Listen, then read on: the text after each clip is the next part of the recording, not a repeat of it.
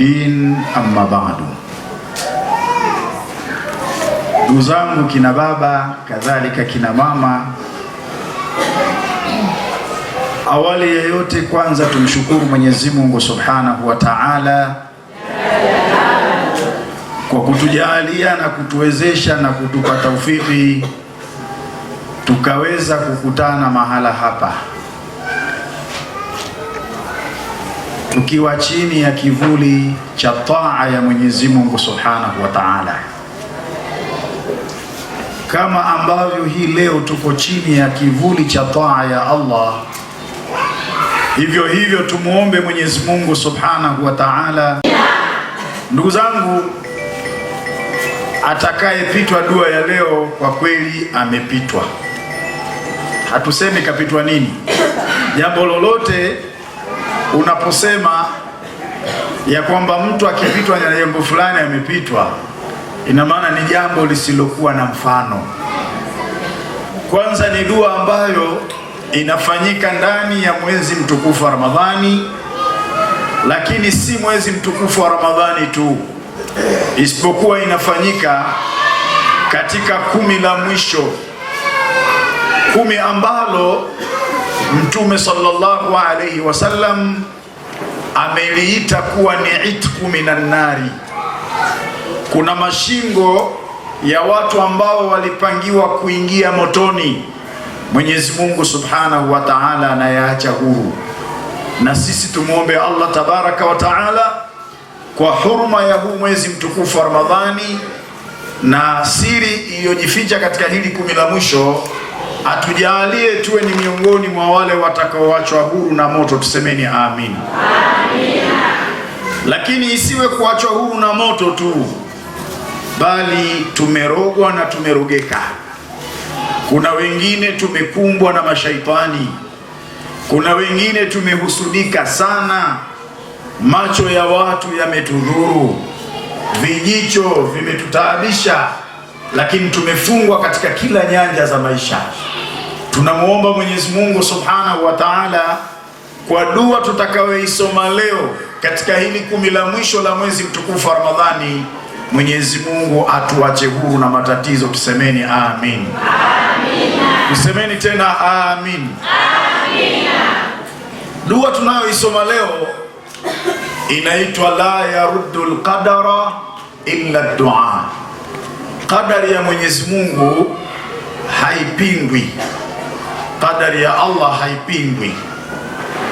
Kinachoweza kuipinga qadari ya Allah ni dua. Qadari ya Allah ni nini? Qadari ya Allah ni lile jambo ambalo Mwenyezi Mungu amekukadiria wewe, kakupangia likufike.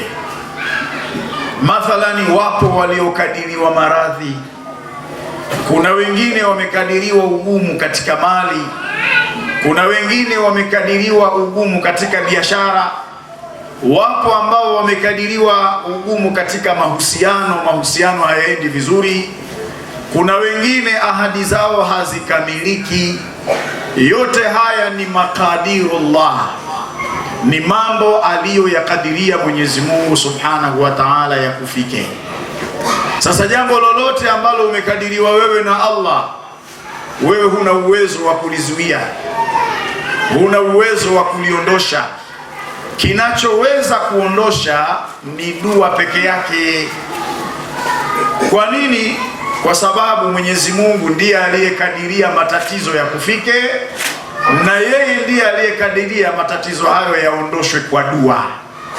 Ndio maana wanawazuoni wakakukusanyia dua ambazo ni maathuratu anin nabii sallallahu alaihi wasallam, zimefundishwa na Mtume, zikakusanywa kwenye kitabu hiki, na kitabu hiki kikaitwa la yaruddul qadara illa dua.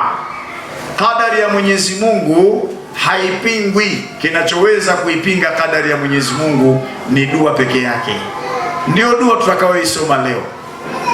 Mimi ninadhani kwa huruma ya mwezi mtukufu wa Ramadhani na kwa 10 hili la mwisho, ukishiriki katika uwanja huu wa dua biikhlasi niyya wa bidhati alqalbi, kwa utakaso wa nia na kwa dhati ya moyo, Mwenyezi Mungu Subhanahu wa Ta'ala anakwenda kukuondoshea matatizo yote ulionayo. Tusemeni insha Allah.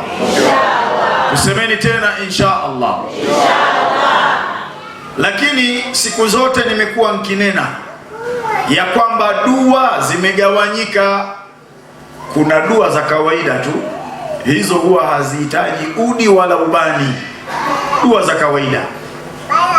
Lakini pia kuna dua ambazo ni dua tiba. Sasa dua tiba huwa zinaambatana na viamba jengo. Viamba jengo ni nini? Ni kama vile ubani. Viamba jengo ni mfano wa udi. Viamba jengo ni aina fulani za bukhuri. Viamba jengo ni vichinjo. Hivi ndivyo, huu ndio mfano wa viamba jengo. Hizi zinaitwa ni dua tiba. Kwa hiyo dua yetu ya leo itaambatana na viamba jengo, na hivi viamba jengo jamanini ni mchanganyiko wa vitu vitatu. Kwanza kabisa kuna bukhuri inayoitwa maqlul azraq, pia kuna libani almustaq, na cha tatu ni chumvi ya mawe. Na viamba jengo hivi tumekuwa tukivigawa bure tangu siku ya Alhamisi, tumegawa bure hapa, na siku ya Ijumaa tumegawa bure kadhalika. Leo siku ya Jumamosi, kwa wale ambao hawajapata, tutatoa fursa hapo baadaye wakachukue. Vinatolewa bure hivi, hakuna gharama ya aina yoyote. Lakini tulipowapatia viamba jengo hivi, tuliwaelekeza watafanya nini mpaka siku ya leo, tuliwaelekeza. Na wale ambao hawakupata kabla ya leo pia tutawaelekeza. Tuliwaambia ukipata hizi bukhuri tatu, vizia wakati ule wa adhana ya magharibi, wakati muadhini anaadhini na wafungaji wanafuturu. Shika hizi bukhuri kwa mkono wako wa kulia, usishike kwa mkono wa kushoto. Mtume anasema la taakul bishimali inna shaitana yaakulu bishimali, usile kwa mkono wa kushoto, shetani anakula kwa mkono wa kushoto. Kwa hiyo mkono wa kulia ni mkono uliokuwa bora, ndio unaotakiwa kutumia. Shika zile bukhuri kwa mkono wako wa kulia wakati wa adhana, na wafungaji wanafungua, wanafuturu wakati huo. Adhana inatoka, elekea qibla. Kwa nini nakwambia uelekee qibla? Mtume sallallahu alayhi wasallam anasema inna khayra almajalisi mastuqbila alqibla, hakika mkao uliokuwa bora ni ule ambao mtu amekaa hali ya kuwa ameelekea qibla. Huu ndio mkao uliokuwa bora, na hauwezi kufanya kitu kilicho bora halafu Mwenyezi Mungu akufedheheshe, Mwenyezi Mungu akudhalilishe. Ukifanya kilicho bora, ndani yake kuna manufaa makubwa. Kwa hiyo elekea qibla ukiwa umeshika bukhuri zako kwa mkono wako wa kulia, kisha useme ewe Mwenyezi Mungu, naelekea kwako, kwa sababu mwelekeo wetu sisi ni qibla. Katika hii siku njema na katika hii saa yenye baraka, na huenda ikawa ndio saa ya majibu ya dua yangu. Mwenyezi Mungu, ninakuomba kwa hurma ya mwezi mtukufu wa Ramadhani, na ninakuomba kwa siri inayopatikana katika hili 10 la mwisho la mwezi mtukufu wa Ramadhani, na kwa siri ulizoziweka kwenye mchanganyiko wa hizi aina tatu za bukhuri. Mwenyezi Mungu, ninakuomba iwe ni sababu ya kuangamizwa uchawi ulioko katika mwili wangu, ulioko katika nyumba yangu na katika eneo langu la biashara. Ninakuomba uangamize mashaitani wote wanaonisumbua, na kuomba uviangamize vijicho na hasadi, unifungue mafundo ya kichawi kwa siri uliyoiweka wewe mwenyewe katika mchanganyiko huu wa aina tatu za bukhuri. Mwenyezi Mungu, nimeelekea kwenye mwelekeo uliokuwa bora, na kuomba mambo yangu yote yapate mwelekeo. Afya yangu iwe na mwelekeo mzuri, uchumi wangu uwe na mwelekeo mzuri, biashara zangu ziwe na mwelekeo mzuri, lakini mahusiano yangu pia yawe na mwelekeo mzuri, na hata milango yangu ya kazi, ahadi na kadhalika, na kuomba Mola wangu vipate mwelekeo uliokuwa mzuri. Ninakuomba haya bihaqqi saimin, kwa haki ya waliofunga na hivi sasa wanafungua. Kipindi hicho mwanadamu anakuwa karibu mno na Mwenyezi Mungu Subhanahu wa Ta'ala. Kwa nini anakuwa karibu na Allah? Nabiyullahi Musa alayhi salam aliwahi kunong'ona na Mwenyezi Mungu, akamwambia, ilahi hal akramta ahadan mithla ma akramtani haithu asma'tani kalamak, Mola wangu, hivi umewahi kumkirimu yeyote kama ulivyonikirimu mimi uliponisikilizisha maneno yako? Musa alikuwa anazungumza na Allah tabaraka wa taala live kabisa, mubashara. Sasa yeye Musa akaona amekirimiwa mno, hakuna yeyote miongoni mwa viumbe anayeweza kukirimiwa kama yeye au zaidi ya yeye. Ndio ikawa yuamuuliza Allah subhanahu wa ta'ala, hivi umewahi kumkirimu yoyote mfano wa ulivyonikirimu mimi uliponisikilizisha maneno yako? Allah subhanahu wa ta'ala akamwambia, ya Musa inna li ibadan, ewe Musa, hakika mimi ninao waja, saukhrijuhum fi akhir zaman, ambao nitawaleta katika zama za mwisho. Na watu walioletwa zama za mwisho ndio sisi ummati Muhammad sallallahu alaihi wasallam.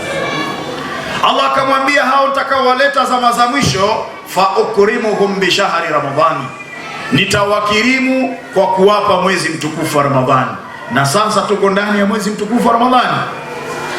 Akamwambia, fa inni kallamtuka baini wa bainaka 70,000 hijab, mimi wakati nakusemesha wewe Musa, baina yangu mimi na baina yako wewe kulikuwa kuna pazia 70,000. Fa idha samati ummatu Muhammad shahrahum, ummati Muhammad watakapofunga mwezi wao wa Ramadhani, fa abyadhat shafahuhum, ile midomo yao ikawa mieupe kwa sababu ya njaa, wa asfarat alwanuhum, na rangi zao zikawa za njano kwa sababu ya njaa, anzi'u tilka alhujbi waqta aliftar, zile pazia 70,000 huwa naziondosha wakati ule wa kufuturu. Yani Musa wakati anazungumza na Allah kulikuwa kuna pazia 70,000 hapa katikati. Sasa ummati Muhammad wanapofunga ule wakati wa kufutari ule, zile pazia 70,000 huwa zinaondoshwa. Na hapa wanasema ni kinaya, mfungaji anakuwa karibu mno na Mwenyezi Mungu Subhanahu wa Ta'ala. Ndio maana tukasema omba wakati huo. Ikiwa wewe hujafunga, sema nakuomba Mola wangu bihaqi saimin, kwa haki ya wale waliofunga.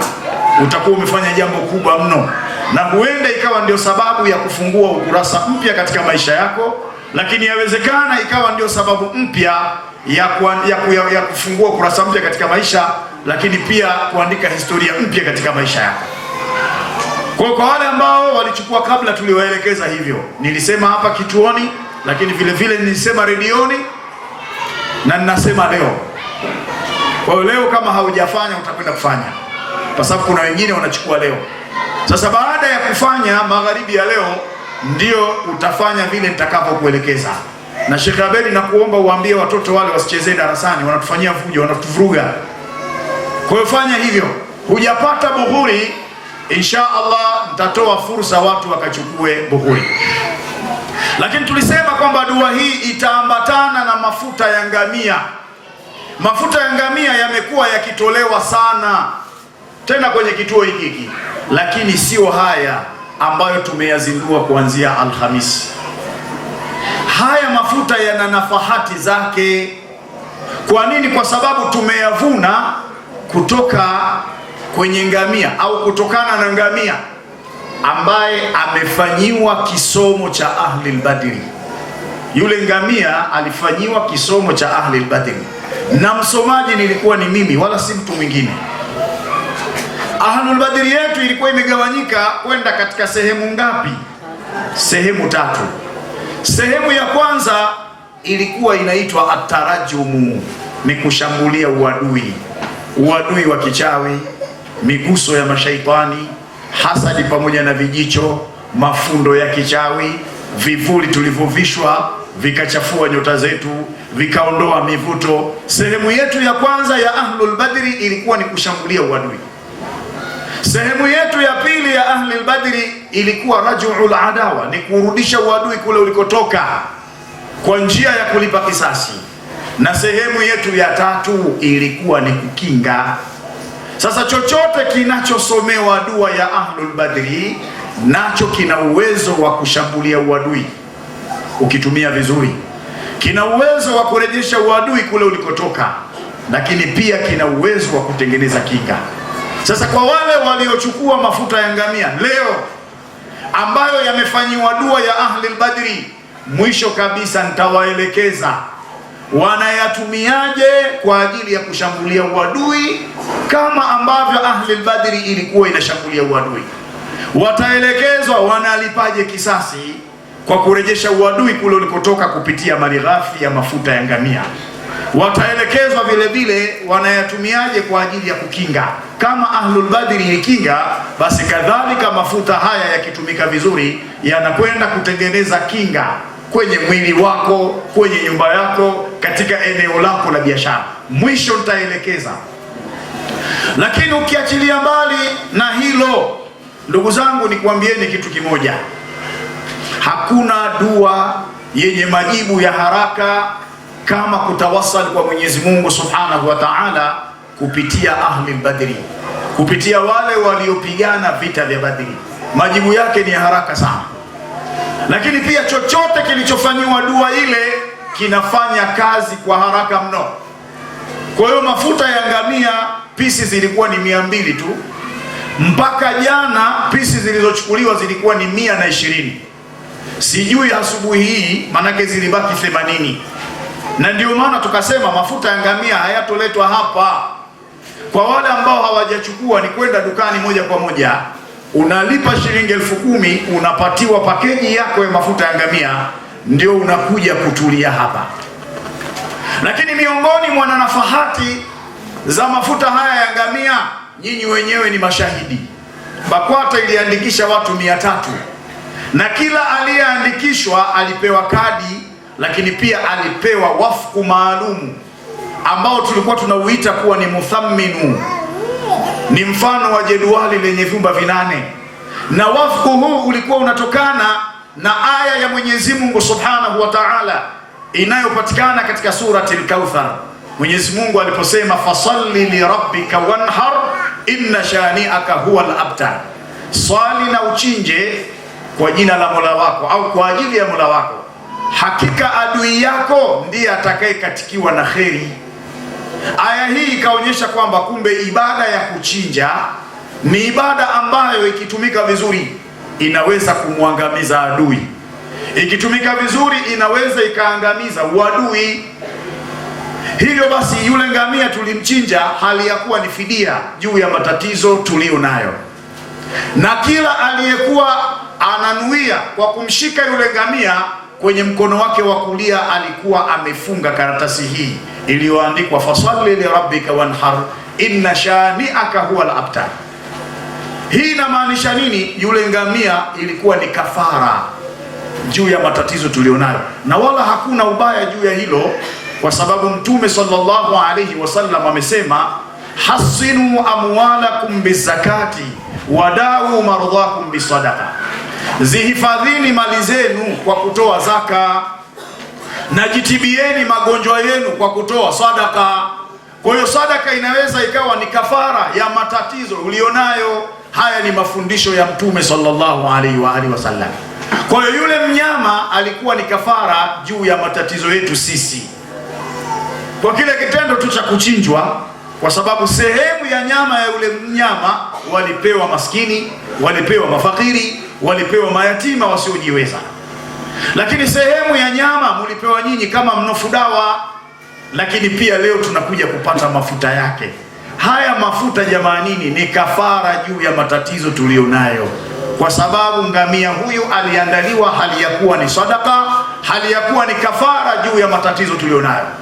Na nyinyi wenyewe mnajua, mlipomshika yule ngamia, kila mmoja alisema, Mwenyezi Mungu, ninakuomba umfanye ngamia huyu awe ni fidia juu ya matatizo nilionayo. Kisha mtu alitaja matatizo yake, na matatizo yanafahamika jamani. Wapo wanaumwa, kuna wengine uchumi, kuna wengine biashara, kuna wengine ndoa, kuna wengine kazi. Haya ndio matatizo yalikuwa yakinuiziwa kwenye huyo ngamia. Kwa hiyo nyama yake, mkojo wake, kila kitu chake kinakuwa ni kafara juu ya hayo matatizo, ikiwemo mafuta haya ya ngamia. Sasa ukipitwa kupata mafuta ya leo, wallahi umepitwa kitu kikubwa katika dunia hii. Unaweza ukadharau pakeji moja, wallahi matatizo hayaondoshwi na pakeji kubwa. Matatizo hayaondoshwi na dawa nyingi. Dawa inaweza ikawa ni tone tu, lakini kwa sababu umepita kwenye mapito yake, ile dawa inakuwa ni msaada mkubwa kwako. Kuna msemaji mmoja anasema, kaifa tatlubu najata wa lam tasluku masalikaha inna safinata la tajri ala al-yabas. Vipi unatafuta uokovu na hali ya kuwa hupiti kwenye zile njia zitakazokufanya wewe uokoke? Ni sawasawa na meli kutaka ipite nchi kavu. Ukipita kwenye mapito yake, wallahi dawa hata kama ni tone inakusaidia. Kwa hiyo mafuta ya ngamia yakimalizika kule dukani, mimi sitokuwa na la kukusaidia. Na ukipata mafuta ya ngamia kwingine, utapata mafuta sio ya aina hii, yaliyofanyiwa dua kubwa, dua ya ahlul badri, dua yenye kuogopewa. Kwa hiyo kwa wale ambao hawajachukua, sasa ni fursa ya kwenda dukani na kupata mafuta haya.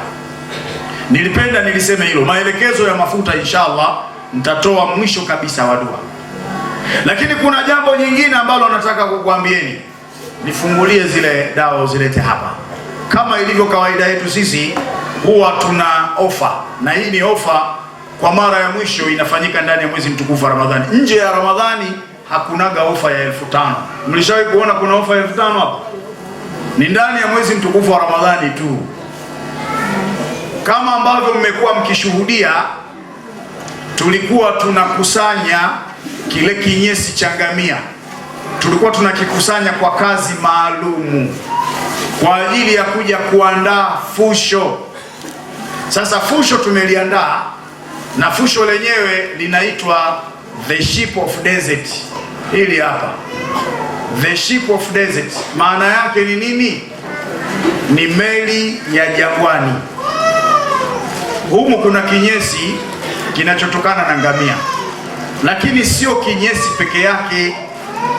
Ndani ya hili fusho tumeweka miti 30 ya baharini. Hii bahari huwa ina miti hii, msidhani miti iko tu jangwani au ardhini. Ndani ya bahari kuna miti imekaushwa, imesagwa, imechanganywa na kinyesi cha ngamia, miti 30. Na nyinyi wenyewe mnajua kwamba bahari ni kitu chenye wito, ni kitu chenye mvuto, ni kitu ambacho kinahitajiwa sana. Hivi ni nani asiyehitajia bahari? Ndio maana hata yale maji ya bahari huwa yana hawasi zake. Maji ya bahari ndio siku moja masahaba wanamwambia Mtume sallallahu alaihi wasallam, ya Rasulullah, inna narkabu al-bahra, ewe Mtume wa Allah, sisi huwa tunasafiri safari za baharini, wa nahmilu ma'ana qalilu min al-ma'i, na tunabeba maji machache, in tawadha'na bihi atashna, tukitawadha hayo maji tutaathirika na kiu, kwa sababu hatuwezi kunywa maji ya baharini. Afanatawadha bima'i al-bahri, je, tunaruhusiwa kutawadha maji ya baharini? Mtume akasema, huwa tahuru ma'uhu al-hillu maitatuhu, bahari maji yake ni safi na mzoga wake ni halali. Usafi unaokusudiwa hapa wa maji ya bahari sio tu kwa ajili ya kuoga na kutawadha, hata kuondosha manuksi haya, mafundo ya kichawi, miguso ya kishaitani. Sasa na kitu chochote kinachopatikana baharini kinafanya kazi kama bahari. Kwa hiyo pana miti 30 ya baharini imeingia kwenye hili fusho lililochanganywa na mavi ya ngamia. Lakini sio miti 30 tu, tumeweka ndani yake msaka uchawi. Na dawa hii imeitwa msaka uchawi kwa kuwa inafanya kazi kama lilivyo jina lake, ina uwezo wa kusachi uchawi kwenye mwili wako. Msaka uchawi ukitumika vizuri, unaweza ukasachi uchawi kwenye nyumba yako. Ukitumika vizuri, unaweza kusaka uchawi katika eneo lako la biashara. Msaka uchawi umeingia humu. Lakini pia humu tumeweka mruturutu. Ni dawa ambayo hii ukijifukiza, kwa sababu mruturutu humo kama umelishwa uchawi, wakati ule unajifukiza lazima utapike. Hata kama ulilishwa hirizi, utatapika hirizi wewe. Kama umelishwa uchawi mfano wa nyoka, unaweza ukatapika nyoka, usiogope, kwa sababu kimwacha ndani ya tumbo atakuua huyo. Na mara nyingi ni wale ambao wanahisi vichezo ndani ya tumbo. Ukijifukiza inatapisha, kwa sababu ndani yake kuna mruturutu, na wakati wa kujifukiza acha kinywa wazi, usifumbe kinywa chako, mruturutu umeingia humu. Lakini pia tumeweka kibriti upele. Kibriti upele kikitumika vizuri kina uwezo mkubwa wa kupambana na nguvu za giza. Lakini pia tumeweka kafuri almayiti, ambayo ni hatari sana kufukuza majini waovu. Lakini ndani yake pia tumeweka halmiti. Lakini pia tumeweka ndani yake pakanga iliyosagwa ikawa unga. Pia tumeweka pachori ambayo imesagwa ikawa unga. Lakini kiungo chetu kikubwa ni huyu ngamia, huyu mavi yake. Mavi ya ngamia peke yake tu yanatiba, sikwambii yakichanganywa na vitu vingine. Sasa fusho hili jamanini, nitalitoa mimi hapa kwa shilingi 5,000 tu. Lakini utakapolipa 5,000 nitakupa ili fusho, nitakupa na mafuta yake. Yaani kila kilichoingia humu pia kwenye mafuta kimefanya nini? Kimeingia. Hayo mafuta yamechemshwa na dawa hizi. Lakini mafuta yake ni nini? Mafuta yake ni zaituni, mafuta yake ni khardali, mafuta yake ni tini. Haya mafuta tulipoyamiksi tukaweka kwenye sufuria, ndio tukaweka hizi dawa. Ndani yake kukaingia kinyesi cha ngamia, ndani yake kukaingia ile miti 30, ndani yake kukaingia mruturutu, ndani yake kukaingia pakanga na pachori, ndani yake kukaingia msaka uchawi. Yakachemshwa haya mafuta, yakachujwa vizuri, yakawekwa kwenye package.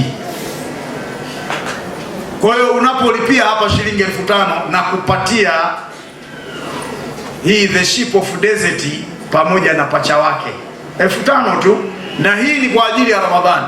Nje ya Ramadhani tutakapokuwa tunazindua dawa, upati dawa 2 kwa 5,000. Ni wenyewe ni mashahidi. Nje ya Ramadhani dawa 2 kwa shilingi elfu ngapi? 10,000. Hili fusho vile vile nitakuelekeza namna utakavyolitumia kwa ajili ya mwili wako, namna utakavyolitumia kwa ajili ya nyumba yako, namna utakavyolitumia kwa ajili ya eneo lako la biashara. Nyumba yako inachezewa vishindo visivyoisha. Jana tulikuwa kwenye darasa kule, Sheikh Ndaki alizungumza. Unaweza ukawa umelala usiku, unasikia kuna mtu anatembea kwenye bati, kuanzia mwanzo wa bati mpaka mwisho wa bati, halafu akidikira chini, kile kishindo chake utadhani kadikira tembo vile, lakini ukichungulia dirishani unamwona ni paka eti mdogo. Sasa kile kishindo kinatokana na nini?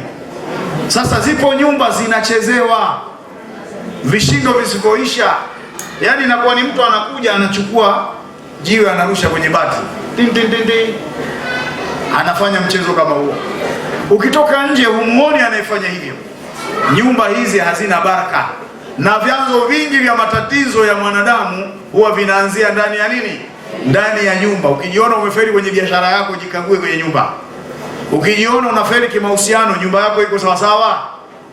Ukiona unachukiwa na watu, nyumba yako iko sawa? Watu wanakuita mchawi, nyumba yako iko sawa? Chukua hili fusho, kasafishe nyumba yako, jisafishe wewe mwenyewe.